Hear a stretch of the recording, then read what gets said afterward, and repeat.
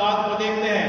जहाँ पे हम और आप इस प्रकार से पद पद के अनुसार अगर हम देखें तो यह मुख्य रूप से इस बात को लिखता है, तुम ना तो संसार से और ना संसार की वस्तुओं से प्रेम, क्या लिखा है, रखो और नहीं रखो। क्या लिखा है?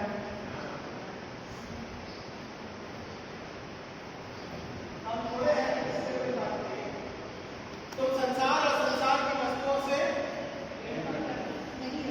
नहीं रखते। तो परमेश्वर के तहत अपने जीवन के जब हम रखते हैं या उसके आत्मा के तहत जब हम अपने जीवन को ठहराते हैं, तो क्यों ना हम और आप जब संसार में रहते हैं तो बहुत सी ऐसी परिस्थितियां आती हैं जहां हम हमारे आत्मिक जीवन में संघर्ष और कभी कभार शैतान विजयी हो जाता है ना। संसार है, संसार की वस्तुएं हैं और उसको लोभमय होता है। अगर मेरे पास में छोटा है, आज पहले तो हमारे पुराने जमाने में वो टीवी जो आता था वो ढक्कन के साथ आता था और बहुत बड़ी बात होती थी।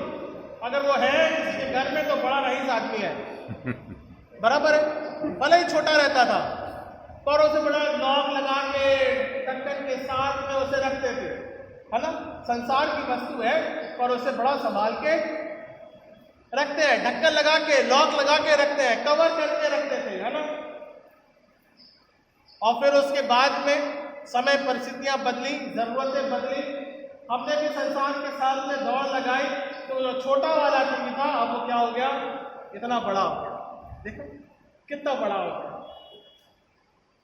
नहीं, कहने का तात्पर्य है संसार की वस्तुएं संसार के समय के अनुसार जिस समय परिस्थितियां थी 90 से लेकर के जो छोटी छोटी चीजें थी वो क्या हो गई, बढ़ती, क्योंकि मनुष्य की जरूरत भी बढ़ती गई और मनुष्य का आनंद भी बढ़ता चला गया। पर हमारा आत्मिक जीवन अभी भी वहीं के वहीं स्थिर, उसमें बढ़ोतरी नहीं हुई है। और अगर बढ़ोतरी नहीं हुई है तो वह कारण हमारा और आपका है। ये हमारा और आपका विषय आत्मिक जीवन का कि इसकी बढ़ोतरी क्यों नहीं हुई है। और अगर बढ़ोतरी नहीं भी हुई है तो परमेश्वर से क्या बोलते हैं, परमेश्वर क्या तू मेरी प्रार्थनाओं को सुनता। संसार की वस्तुएं बढ़ाते जाते हो वो चलेगा, पर आत्मिक जीवन की प्रार्थनाओं को नहीं बढ़ाते हो वो शायद अब नहीं चलेगा। मेरी बात समझ में आ रही है मैं किस बारे में कहना मांग रहा हूं। संबंध, हमारा और आपका संबंध मसीह के साथ में किस प्रकार से है ये हमें आज जानना बहुत जरूरी है। And we need to separate ourselves from the world. हमको और आपको अपने जीवन को, हमारे आत्मिक जीवन को संसार के अभिलाषाओं से दूर या अलग कर करके परमेश्वर के तहत अपने जीवन की नजदीकी को बिताना बहुत जरूरी है। ना केवल हमें परमेश्वर से प्रश्न पूछना है बल्कि परमेश्वर से हमें प्रार्थना, अपनी आत्मिक दशा को और दिशा को दोनों को ही नियंत्रण करना बहुत जरूरी है या बढ़ाना जरूरी है। तो यहाँ पे परमेश्वर का वचन इस बात को कहता है, जाऊंगा पुस्तक पहला जाऊंगा उसका दूसरा अध्याय और 15वें पद में इस प्रकार से लिखा कि नीड टू सेपरेट, तुम ना तो संसार से और ना संसार में से वस्तुओं से प्रेम रखो। यदि कोई संसार में प्रेम रखता है तो उसमें पिता का प्रेम नहीं, क्योंकि जो कुछ संसार में है अर्थात शरीर की अभिलाषा और आंखों की अभिलाषा और जीविका का घमंड वो पिता की ओर से नहीं परंतु किससे है, कहां से आता है, संसार से आता है, बराबर है। और कभी भी अगर आप वस्तु लेने जाते हो तो जब आप वस्तु लेते हो तो जिसके घर में अगर आपने देखा होगा ना, उससे प्रेरित न पाकर या प्रेरणा पाकर आप भी चाहते हो कि मेरे घर में भी वो रहे। That is the desire. ये मनुष्य की सोच और विचार और उसकी इच्छा रहती है कि यदि उसके घर में है तो मेरे जीवन में भी क्यों नहीं होना चाहिए। और तो जरूरतों को फिर इस प्रकार से मनुष्य जीवन पूरी करता है। पर परमेश्वर का वचन क्या बोलता है, तुम संसार को देख करके ना रखो अपने जीवन को, बल्कि आत्मा के तहत, परमेश्वर के तहत अपने जीवन का समीकरण इस प्रकार से बनाओ या अपने जीवन को इस प्रकार से निर्धारित करो कि तुम परमेश्वर के तहत उस जीवन के रूप में तुम बढ़ते जाओ या परमेश्वर की संगति में बढ़ते जाओ। So we need to separate ourselves. मसीह में बढ़ने के लिए हमें हमारे संसारिक जीवन में से अलग होना बहुत जरूरी है। और इसी बात के लिए पौलुस तीमुथियुस को बोलता है, यह समझाता है। पहला तीमुथियुस उसका 6वां अध्याय 12 से 15 पदों के बीच में हम इस बात को देखते हैं। पहला तीमुथियुस, अगर मैं आपके लिए पढ़ूं, पहला तीमुथियुस उसका 6वां अध्याय और 12 से लेकर 15 पदों के बीच में मैं इस बात को पढ़ता हूं। पौलुस बोलता है तीमुथियुस को, विश्वास की अच्छी कुश्ती लड़ और उस अनंत जीवन को भर ले जिसके लिए तू बुलाया। हम और आप किसके लिए बुलाए गए हैं? हम और आप मसीह के जीवन को समाने के लिए या उसे धारण करने के लिए या उसकी देह लहू में सहभागिता होने के लिए हमारा और आपका आत्मिक जीवन क्या हुआ है? बुलाया गया है। तो इस बुलाए जाने के ऊपर हमें क्या करना है? हमें विश्वास की अच्छी कुश्ती लड़ना बहुत जरूरी है, या विश्वास की दौड़ को दौड़ना बहुत जरूरी है। और ये संसार की भावनाएं या संसार की वस्तुओं के साथ नहीं होगा, बल्कि हमको उसको अलग कर करके मसीह में हमें दौड़ना, प्रवचन के साथ हमें दौड़ना बहुत जरूरी है। संसार की वस्तुएं हमको और आपको स्वर्गीय राज्य तक नहीं पहुंचा सकती, उससे अलग होना बहुत जरूरी है ना। बच्चा फेल हो जाता है, बच्चे के नंबर कम आते हैं और माँ बाप बड़ी शिकायत करते हैं। ठीक है, उदाहरण के लिए मैं मेरी नाना का लेता हूं, बेटा मोबाइल मत दे, एग्जाम आ रहा है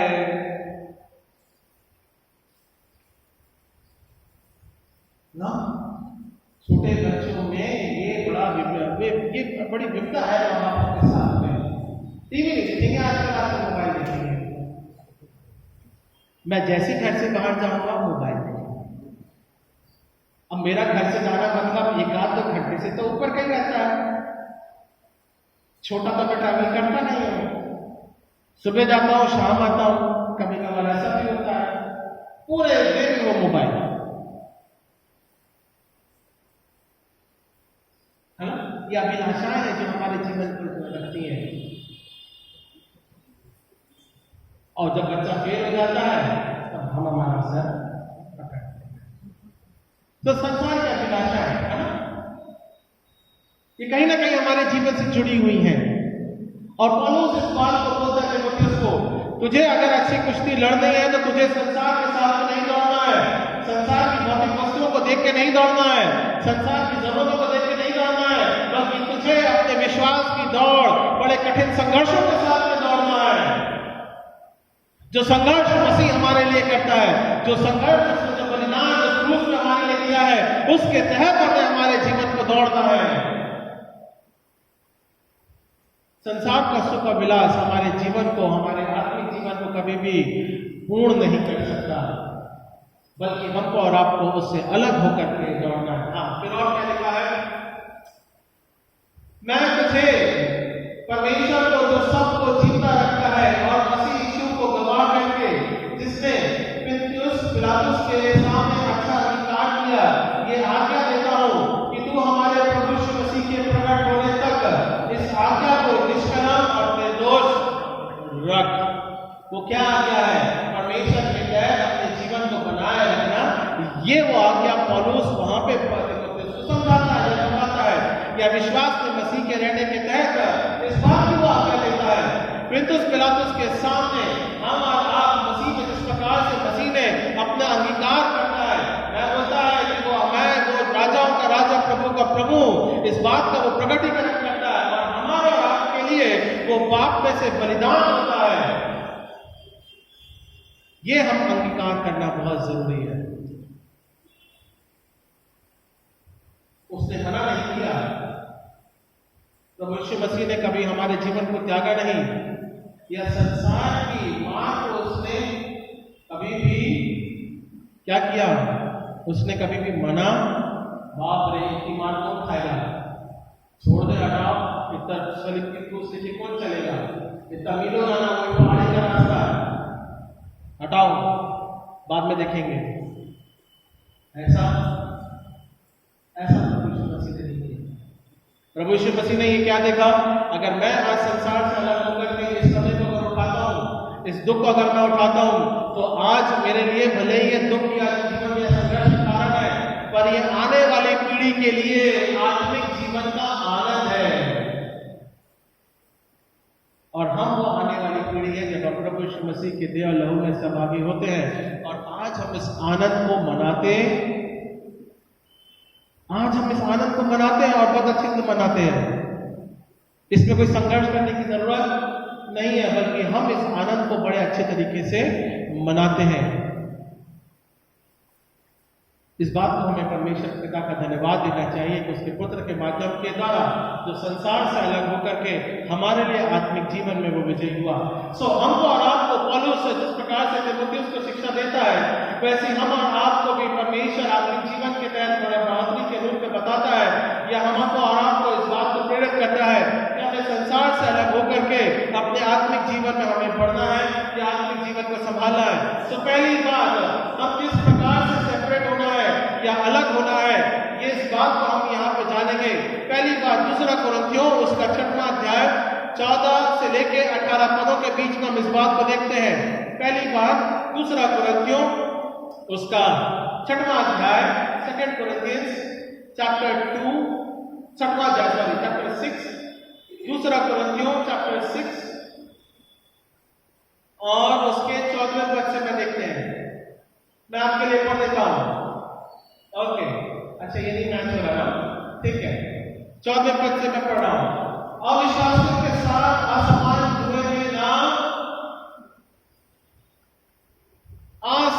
जुए में हमें जुटना नहीं है, या संसार के जुए में हमें हमारे जीवन को रखना नहीं है, बल्कि हमको और आपको उसमें से अलग होकर के अपने जीवन को हमें बना के रखना, या आत्मा के रूप में हमारे जीवन को रखना, ये हमारे लिए बहुत जरूरी है।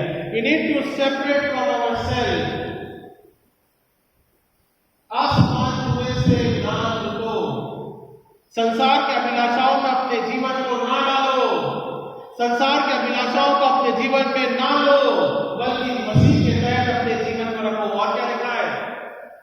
क्योंकि धार्मिकता और अधर्म का क्या मेल-जोल, या ज्योति और अंधकार की क्या संगति? दो बातें लिखी गई हैं। धार्मिकता और अधर्म का कोई मेल नहीं हो सकता। इसलिए पहली बात बोलता है, असमान जुए में न जुटो। धर्म अलग है, धार्मिकता अलग है, और अधर्म अलग है, इसका कोई मेल नहीं हो सकता। ज्योति अलग है और अंधकार अलग है।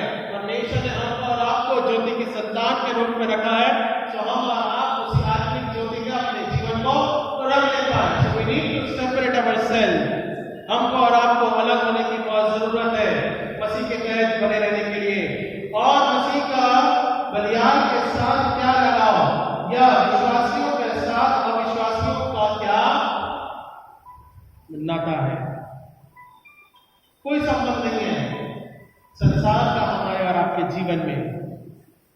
ये संसार है, ये संसार आपको और हमको छोड़ के जाना बहुत जरूरी है। It is compulsory to leave that world.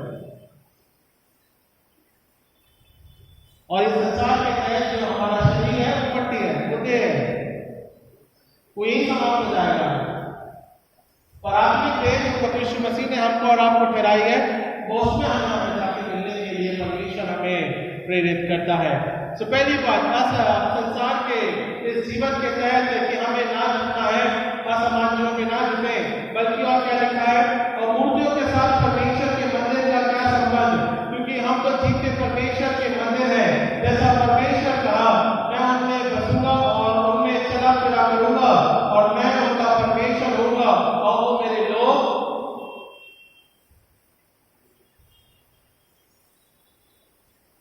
हमें किसी और दूसरे मंदिर में जाकर अपेक्षा करने की जरूरत नहीं है, बल्कि परमेश्वर हमारे और आपके जीवन को देखता है कि ये मेरा आत्मिक मंदिर है, ये बेटा बेटी मेरे वो मंदिर के रूप में है जिसका मैं बोलती हूँ, जिसका मैं दर्शाती हूँ। मैं उनके जीवन को आत्मा के भाव में पहुंचता हूँ, ताकि हम और हमारा जीवन मसीह के तहत एक साथ एक संगति में जुड़ा जाए। हम परमेश्वर परमेश्वर के मंदिर है, इसकी रक्षा करना हमारा कर्तव्य है। स्वास्थ्य मानने में हमें जुटना नहीं है, बल्कि हमको और आपको, हमारी देह को उस मंदिर की रक्षा करना हमारा जरूरी है कि हमें विश्वास की दौड़ को पूरा करना बहुत जरूरी है। सो ये हो गई पहली बात। दूसरी बात, परमेश्वर का वचन क्या बोलता है? झूठे शिक्षकों से दूर रहो। पहला तीमुथियुस उसका 6वां अध्याय 3 से लेके 6 पदों के बीच में हम देखते हैं। पहला तीमुथियुस उसके 6वां अध्याय 3 से लेके 6 पदों के बीच में हम देखेंगे क्या लिखा है। पहला तीमुथियुस उसका 6वां अध्याय 3 से लेके 6 पदों के बीच में झूठे शिक्षकों से हमें दूर रहना है, और यही हमको और आपको सेपरेट होता है या मसीह के तहत एक साथ उसके अनुग्रह में हम बढ़ते हैं। क्या लिखा है? यदि कोई और भी प्रकार का उपदेश देता है और खरी बातों को अर्थात हमारे प्रभु यीशु मसीह की बातों को, उसके उपदेशों को नहीं मानता, जो भक्ति के अनुसार है, अगर उसके अनुसार है, जो उपदेश दे रहा है तो वो ठीक है, और जो भक्ति के अनुसार नहीं है, हमें उसे ग्रहण, ऐसे झूठे शिक्षकों से अपने जीवन को अलग करो। We need to separate from the false teaching। और क्या लिखा है? तो वह अभिमानियों हो गया और कुछ नहीं जानता, वरन उसे विवाद और शब्द पर तर्क करने का रोग है, जिससे डाह और झगड़े और निंदा की बात और बुरे संदेह और उन मनुष्यों में व्यर्थ रगड़े झगड़े उत्पन्न होते हैं, जिनकी बुद्धि बिगड़ गई है और वे सत्य के विहीन हो गए हैं, जो समझते हैं कि भक्ति कमाई का द्वार है। ऐसे झूठे शिक्षक भी हैं जो कि हमको हमारे बीच में खड़े होते हैं और वो चाहे देखते हैं या फिर वो इस प्रकार से बोलते हैं कि भक्ति जिस प्रकार से हम करते हैं उसको कमाई का द्वार उनके लिए बन गया है। और कई ऐसे लोग हैं, कई ऐसी ऑर्गेनाइजेशन हैं, और बड़ी विडंबना है कि लोग वहां पे जाते हैं, विश्वास की दौड़ को हम और आप बहुत कम दौड़ पाते हैं। शिक्षा के तहत, मसीह शिक्षा के तहत अपने जीवन को हम दृढ़ कर पाते हैं। इसीलिए माँ बाप से अनुरोध रहता है, अपने बच्चों को संडे स्कूल की शिक्षा दो, बढ़ाओ उसमें, क्योंकि हम सच्चे परमेश्वर को हम जानने पाए या उसको हम फॉलो करने पाए। भक्ति का मूल्य क्या है, आराधना का मूल्य क्या है, ताकि हम उस अद्वैत सच्चे परमेश्वर को मन में से अपने जीवन को उद्धारकर्ता के रूप में ग्रहण करने पाए, मन से ग्रहण करने पाए। यह भक्ति का मूल्य है। आपका और आपका हमारे जीवन का संसारिक रूप का आपका मूल्य क्या है? क्या है आपका मूल्य? प्रिंसिपल क्या है? लोन लेते हैं, घर के लिए लोन लिया है, अंजलि सिस्टर लोन लिया है, घर के लिए लोन लिया है, डॉक्टर साहब को नहीं पूछूंगा, जाने दो।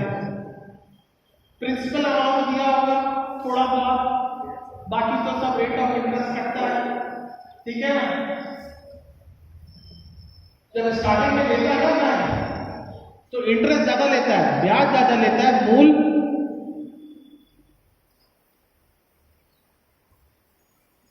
नहीं, बहुत भरना पड़ता है। वो मैं भी से बता रहा हूं, मूल कम जुड़ता है, इंटरेस्ट ज्यादा जुड़ता है। हमारी आत्मिक दशा भी वैसे ही है। कुछ बड़ा उदाहरण नहीं दे रहा हूं, जो मूल है हमारा प्रभु यीशु मसीह वो कम होता है, और जो ब्याज संसार के रूप में हम जिसे देखते हैं वो ज्यादा बढ़ता।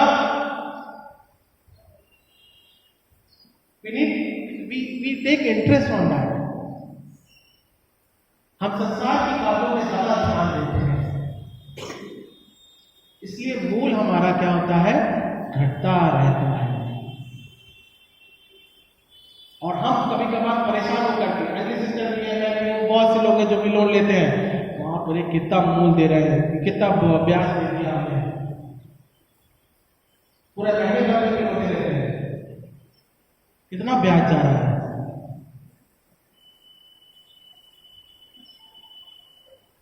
पर जो मूल है हमारा प्रभु यीशु मसीह, उसके पास ना होते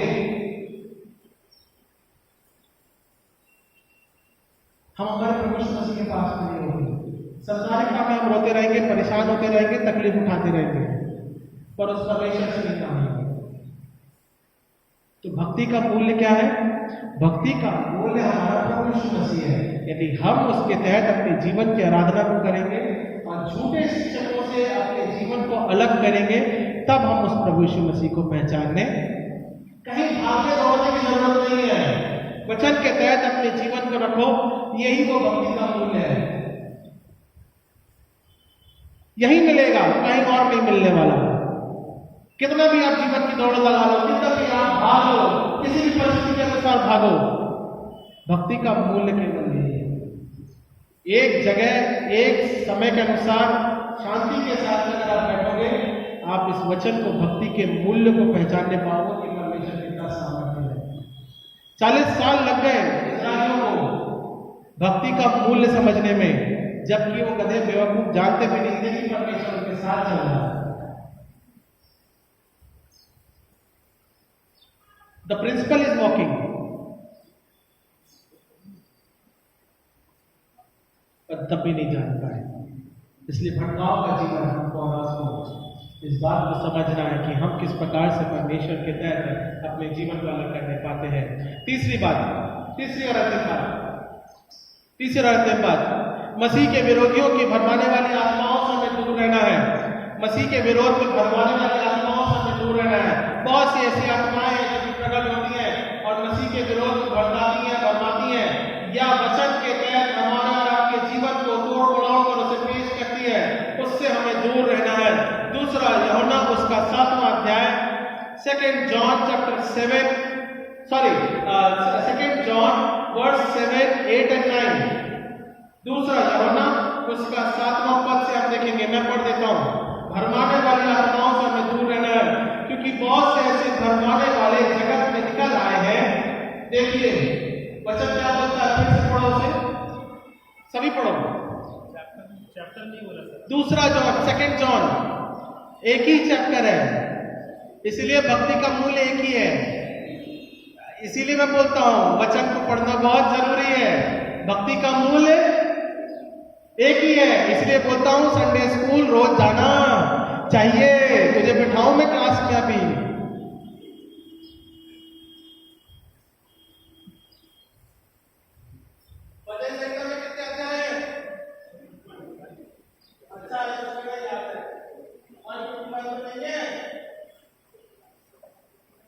पुस्तक में कितने अध्याय हैं? कोई तो बोला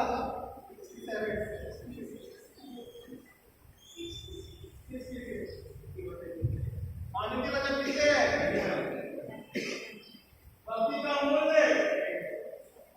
भक्ति का मूल्य केवल परमेश्वर है। इसे भूलना खबरदार जानेगा तो भक्ति का मूल्य जानना मेंटेन लेना चाहिए।